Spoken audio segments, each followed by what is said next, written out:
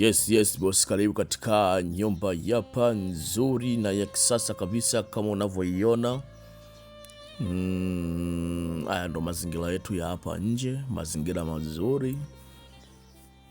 Hii nyumba bosi wangu ni chumba master, sebule na jiko kwa shilingi £100,000 kwa mwezi.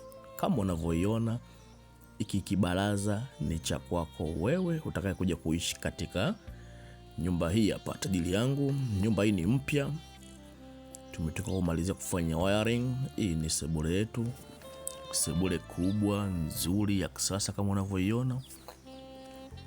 Ina tiles safi, gypsum, dirisha aluminium, kioo ndani ya geti.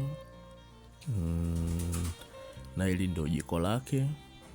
Jiko kubwa zuri la kisasa kwa maisha yetu ya Kitanzania. Hapo kitia kigodoro, mtu anapumzika kwa shilingi £100,000 kwa mwezi. Nyumba ipo Azimio Kilolo,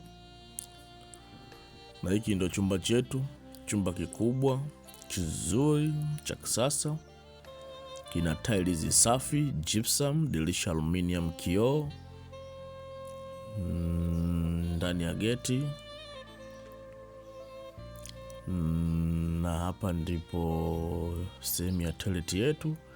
Tunamalizia kufunga vitu ya bombani leo. Tanki la maji hilo hapo bosi wangu. Maji yatakuwa na flow ndani muda wote kwa shilingi £100,000 kwa mwezi.